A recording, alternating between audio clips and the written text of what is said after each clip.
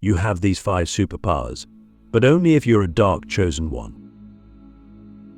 There are people born into this world who do not fit into any mold. From the beginning, nothing about their life seems ordinary. They don't feel like the others. They don't behave like the others. They see the cracks in the system, the shadows behind the smiles, the energy behind the words. And they carry a weighted, deep, almost ancient burden that never seems to leave. If you felt this, if you've lived in that space between the worlds, then you already know you were never here just to live a normal life. You were marked, not by accident but by design. You are what we call a dark chosen one. And no, that's not evil. That's not cursed, it's sacred. But sacred things are often misunderstood. The world fears what it cannot control. And your power, your essence, your presence, it cannot be controlled. That's why your path has been hard. That's why your light has been cloaked in shadow. That's why you've often been labeled as too much, too intense, too emotional, or even too dark.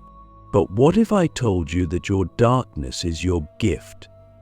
That the very things that made you feel like an outcast are actually the signs of your hidden superpowers? What if you've been carrying a nuclear level frequency in a world that only understands candlelight? Click subscribe to this channel to get more profound spiritual lesson. The first superpower you begin to awaken is shadow perception. Most people see the world in a binary way, good or bad, light or dark, right or wrong. But you see the truth. You see the gray, the nuance, the hidden motivations. You see when someone is smiling but dying inside. You feel it, you taste it, you absorb it. This can make you feel like you're cursed, like you're always carrying other people's pain, but in reality, it means you're tuned into the undercurrent of reality. You know when something is off, even if everyone else is clapping. You can't be fooled by masks because you see through them. This superpower is both a blessing and a responsibility. It means you'll often be the one who breaks illusions, who calls out the lie, even when it makes you the villain in their story. But that's your role. You are not here to make people comfortable. You're here to awaken them. The second superpower is energetic absorption and transmutation. You don't just sense energy, you absorb it. And for most of your life, you probably didn't know what to do with that. So you got sick, you got drained, you felt like you were drowning in emotions that weren't even yours. But here's the truth, you are a transmuter. You take in energy, filter it through your being, and release it in a purer form. You're like a spiritual refinery. But if you don't know this, you'll suffer. You'll think something's wrong with you. You'll carry pain that was never yours to begin with. That's why you need to build sacred rituals, not for performance, but for survival. You need solitude. You need movement. You need fire. You need breath. These are not luxuries for you, they are technologies. They are how you cleanse your field, how you alchemize the pain of the world without being crushed by it. The third superpower is reality distortion. You felt it. Time bends around you. People act differently in your presence. You walk into a room and the energy shifts. You think something and it happens. You say something and it manifests. This isn't coincidence. It's your field interacting with the quantum fabric. Dark chosen ones are reality benders, not because they're trying to manipulate life, but because they are so deeply connected to the unseen layers that life begins to mirror their inner state. When you are in alignment, miracles follow you, but when you're in chaos, the world seems to collapse. That's not a flaw, that's feedback. The world is showing you where your frequency is. That's why your inner state is not just personal, it's cosmic. And when you learn to stabilize your inner realm, you begin to bend the outer one with precision. The fourth superpower is catalytic presence. You don't just inspire change, you trigger it. People meet you and their life starts falling apart or falling together. You say one sentence that someone remembers for the rest of their life. You walk away from someone and they wake up. You weren't doing anything special. You were just being you. But you are the catalyst. You carry a frequency that activates dormant codes in others. But here's the twist: many won't know how to handle it. They'll resist you. They'll project their pain onto you. They'll say you're too intense or too much because your presence exposes what they've been hiding from themselves. And you must resist the urge to shrink. You must not water yourself down to make others feel safe. You must learn to hold your frequency no matter how others react, because your very existence is a spiritual intervention. And the fifth superpower, it's the most mysterious. It's called dark sight. This is the ability to see not just the hidden, but the forbidden. You dream of things before they happen. You feel the presence of spirits, ancestors, or entities. You receive downloads in the middle of the night. You hear the voice of your higher self through silence and suffering. You know things you were never taught. This is not imagination. This is ancestral memory. This is soul technology. And it's often activated through trauma, through loss, through pain so deep it cracks your normal mind open. That's why the dark chosen ones are forged in fire, because only fire awakens what is buried this deep. So let me ask you, what if the worst things that ever happened to you were initiations? What if your isolation was sacred training? What if your darkness wasn't a flaw, but a doorway? And what if the world has been waiting for you to finally remember what you are? Because these 5 superpowers are not for everyone.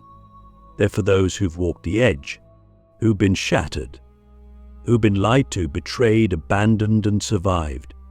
These gifts are earned in the underworld, and they're returning to you now, because the world is entering darkness again. And it's we who must carry the light that no one else can see. The curse that was never a curse. Why the dark chosen ones were always the guardians of the hidden realms. There's a secret no one tells you when you begin to awaken. The deeper you go into your power, the more you remember your pain. It's not because you're broken. It's because your soul holds memory in layers. And those layers are only revealed when you're strong enough to carry the truth. For the dark chosen ones, this truth is especially heavy. We are the ones who are made to walk through fire, not just to survive it, but to become it. We are the ones who were told we were cursed, when in reality, we were carrying the weight of entire timelines. We were never the broken ones, we were the guardians. Guardians of ancient memory, of sacred codes, of realms others forgot how to access. You see, the darkness you carry is not evil. It's ancient, it's primordial. It is the part of source that descends into form, into matter, into shadow, not to be lost, but to bring light through it. Your wound was not the end of your story. It was the door. And when you walk through that door, you begin to see what most people can't: the hidden realms, the spaces in between, the frequencies beneath the noise. You become aware of the architecture of energy that shapes our world. You feel the presence of the invisible. You hear the stories that aren't being told. That's not mental illness. That's sight. But this sight comes with a cost. Because when you can see what others cannot, you feel what others refuse to feel. You become a mirror not just of light, but of everything someone is hiding. That's why you've been rejected. That's why you've been feared. That's why people have turned on you, even when all you did was love them deeply. It wasn't you they feared, it was what you activated in them. You stirred their sleeping self. And the sleeping self will always resist the one who brings the dawn. This is why the dark chosen ones walk alone for so long, not because we're unworthy of love, but because our energy demands depth, and depth terrifies the shallow. We are not here for surface connections. We are not here for fake smiles and empty conversations. Our hearts are built like cathedrals echoing ancient, sacred, and not everyone is ready to enter such a space. So we wait. We grieve. We train. We remember. And then, one day, we stop waiting to be understood and begin to embody the understanding we came to bring. That's when the curse begins to unravel. That's when we realize the pain was never punishment, it was preparation. We were being forged, tempered, alchemized.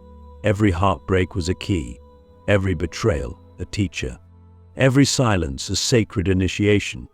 And slowly we begin to reclaim what the world tried to shame out of us: our intensity, our knowing, our dreams, our rage, our truth.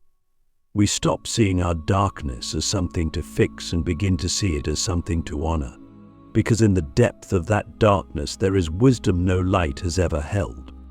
This is the sacred role of the dark chosen one: to walk between worlds, to descend into the forgotten places and bring back what was lost, to hold the grief of the collective without being consumed by it, to transmute poison into medicine not just for ourselves, but for the world. And this path is not glamorous. It's not easy. It doesn't come with applause, but it comes with truth. And truth is the most powerful force in the universe. So let me ask you, what parts of yourself have you been hiding because someone once called them too dark, too much, too strange? What gifts have you buried because they didn't fit into the light and love narrative? What if your rage is sacred fire? What if your grief is a portal? What if your intensity is the exact frequency needed to crack open the illusions of this world? You were never meant to play small. You were meant to guard the gateways, to hold the codes, to be the storm that heals the land. And now, more than ever, the world is ready for your frequency, not the watered-down version, but the real one, the raw one, the one that remembers the underworld and still chooses to rise. The power in the shadows, how the dark chosen ones transform pain into supernatural energy. There's a specific kind of pain that doesn't just hurt, it transforms. It rearranges everything you thought you were. It strips away the layers of identity you built to survive and exposes a version of you that is raw, ancient, and untamed. For most people, that kind of pain would destroy them. But for the dark chosen ones, it does something else entirely. It activates us. We were never meant to avoid the shadow. We were meant to enter it, to walk into the places others fear, to tread and return not broken, but reborn. This is our greatest power. We don't just survive darkness, we eat it, we digest it, we become something more because of it. Every wound we've carried has become a source of power. Every betrayal, a transmutation. Every heartbreak, a recalibration of our spiritual frequency. This isn't metaphor, it's energetic science. When you go through deep pain and survive, your nervous system rewires. Your soul expands. Your energetic field becomes larger, more complex, more magnetic. That's why people are drawn to you, even when they don't understand why. There's something about your presence that feels ancient, like you've lived 1,000 lives and somehow remember all of them. That's not imagination. That's integration. You've felt the full spectrum of life, and now your very presence transmits a kind of coded wisdom that others can feel. But here's the thing most people never tell you. Pain doesn't automatically become power. Not until you choose it. Not until you alchemize it. Most people drown in their wounds because they're trying to escape them. They numb, they run, they suppress. But the dark chosen ones, we turn around, we face the monster. We look it in the eye and say, "What are you here to teach me?" And that moment, the choice is when the shift happens. That's when pain becomes fuel. That's when darkness becomes light, not the fluffy, performative light, but the fierce, holy fire that burns illusions to ash. So how do we do it? How do we take trauma and turn it into supernatural energy? The first step is radical presence. You can't transmute what you refuse to feel. You have to sit with it, breathe with it, let it rise and roar and tear through you. You have to become the sacred container for your own chaos. Most people think healing means fixing. It doesn't. It means feeling. It means holding space for your own shadow without trying to change it. That level of presence sends a signal to your subconscious, this is safe now. And once it's safe, the energy begins to move. When energy moves, it transforms. The second step is ritual. Transformation doesn't happen in theory, it happens in practice. You need a way to ground the energy, to give it a form. For some, this is meditation. For others, it's movement, art, breathwork, or fire ceremonies.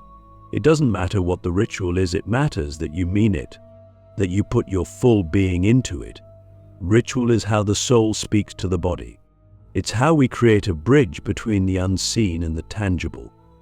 And when you ritualize your healing, you turn your pain into prayer, into power, into a frequency that others can feel when they're near you. The third step is ownership. You have to stop apologizing for your power. Stop shrinking around people who are afraid of their own shadow.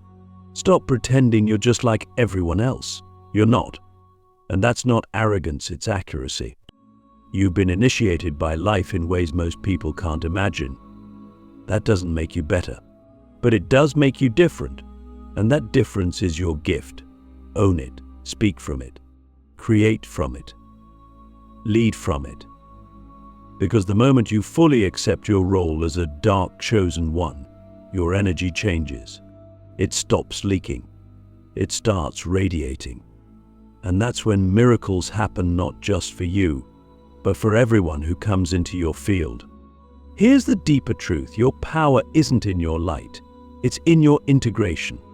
It's in your ability to hold both the sacred and the profane, the divine and the human, the rage and the grace. You are a living paradox, and that's why you're unstoppable. While others try to ascend by bypassing their pain, you ascend by descending into it, by grounding heaven into hell, by finding God not just in the stars, but in the mud, the blood, the tears, the screams. And because of that, you gain access to a kind of power that can't be learned, it has to be earned. Through fire, through shadow, through remembering who you are in the middle of total darkness. That's when you stop being a victim of your story and start becoming the author of it. You don't erase your past, you rewrite it.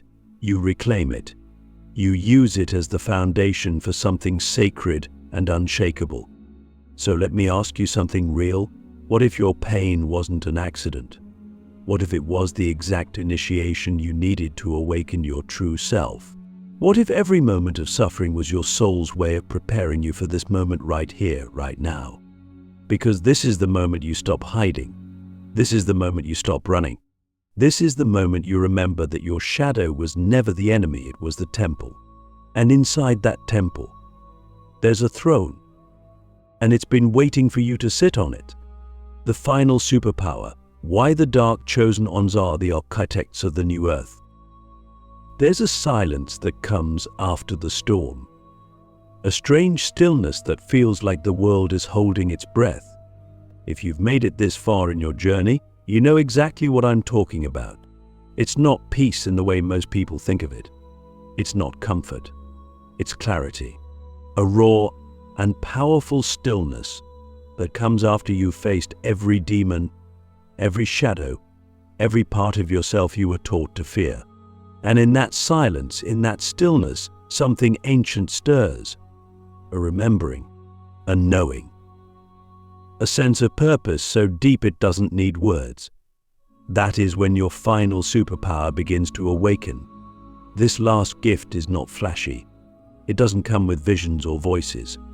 It doesn't feel dramatic. It feels inevitable. Because it's not something you do, it's something you become. It is the superpower of reality creation.